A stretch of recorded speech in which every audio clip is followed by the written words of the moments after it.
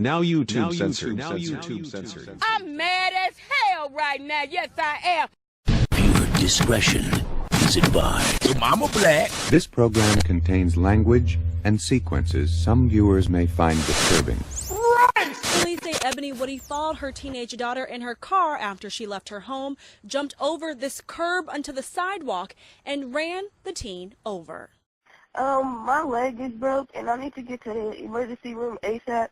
I got hit by a car. My mom ran me over with a car. You can hear the pain in this 911 call placed by the teenager herself. Moments after her mother, 34-year-old Ebony Woody, plowed her car into her 17-year-old daughter. Woody appeared in court Tuesday morning where she was charged with felonious assault, felonious vehicular assault, felonious endangering children, and driving under suspended license. The incident happened just before 8 o'clock Monday morning. Woody and her daughter were arguing. As a punishment, Woody demanded that her teen stay home from school. When the daughter refused and left the house without Woody's approval, police say Woody got in her car, chased her daughter down the street, drove over a curb, striking her daughter. The suspect then backed her vehicle and ran over the victim's leg a second time. Woody then put the teen in her car, drove her to her father's house, where the 17-year-old called police. I have called the police before because they had like about 20 people over there and they were arguing. This woman lives a couple doors down from Woody. She asks that we do not show her face, but says police are often called to this home. Don't know what's going on down there. You don't know who all lives there. And like I said, they'll drive through the yards. They drive through the neighbor's yard. I spoke to the victim's family. They tell me she is recovering tonight with 2 fractures to her left leg. Reporting on the east side, I'm Tyler Carter for NBC. We're learning frightening new details about the disappearance and murder of a Baytown man last seen in August. According to court documents, Sierra Alexis Sutton fatally shot her boyfriend Stephen Coleman in the head as he slept after an argument.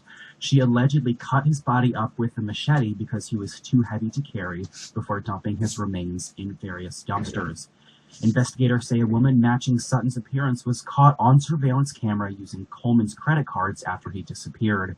She allegedly bought duct tape and a mattress pad that may have been used in the disposal of his remains.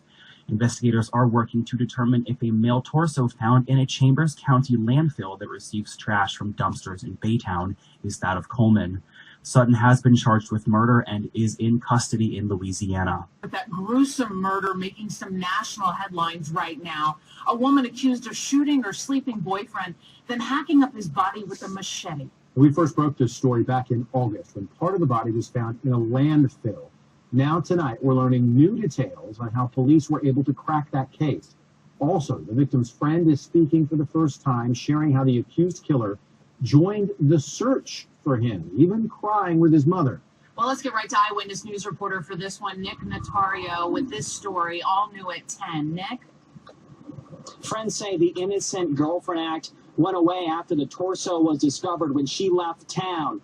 This is where it happened, this Baytown apartment complex. It was right inside there where Stephen Coleman was killed, shot in the head, and body so heavy that he was chopped into pieces and thrown in the dumpster. Tonight, his girlfriend is behind bars, a gruesome situation, leaving his friends and family speechless. I mean, that's some pictures look bad. Dominique Clark can't help but laugh as he looks through old photos on his phone. Man, it do skin.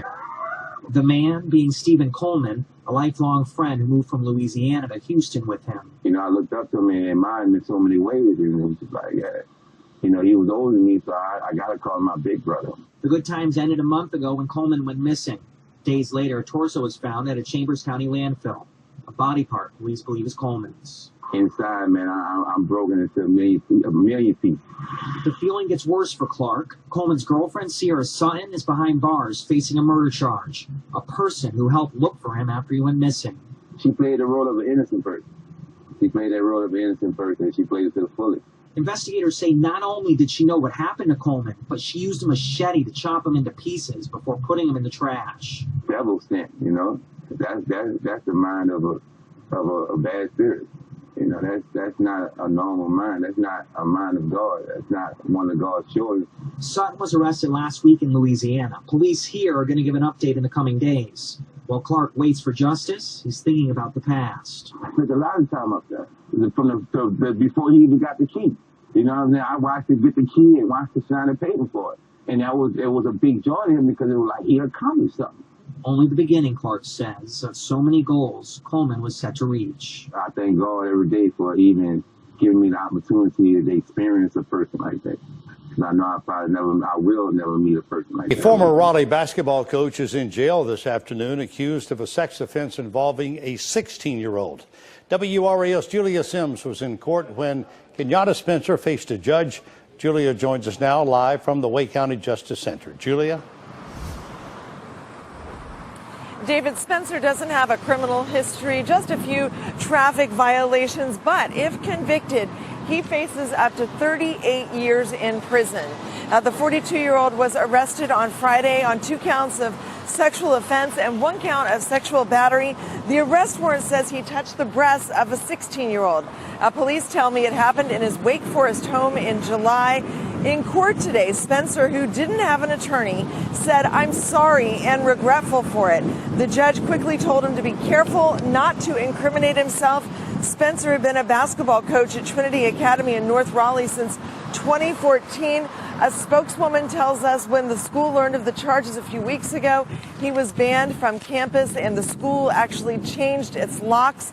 They confirmed what police told us, that this did not involve one of their students. In a statement today, they said in part, as is the case for all Trinity employees and coaches, Mr. Spencer was fully vetted through interviews, multiple references, and a thorough background check. He came highly recommended to us, and the news of his arrest is not something we would have anticipated.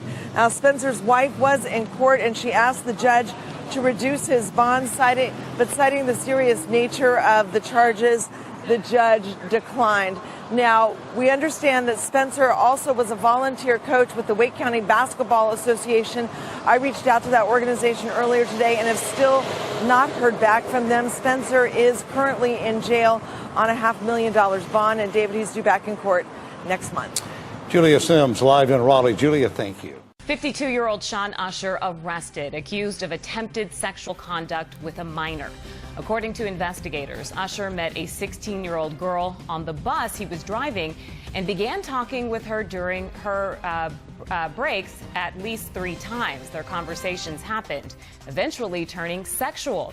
And Usher is accused of asking the teen for explicit photographs. Phoenix police were alerted, and an undercover officer exchanged explicit texts with Usher as well, who was later arrested.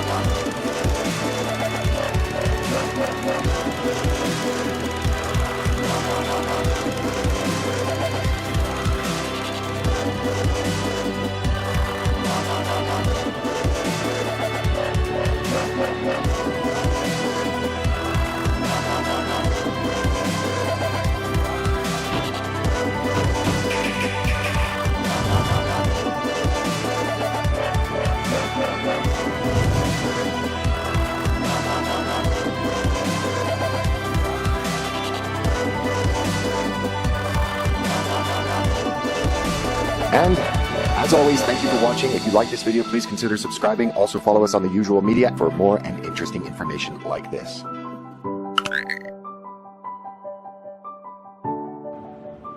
Fight their asses.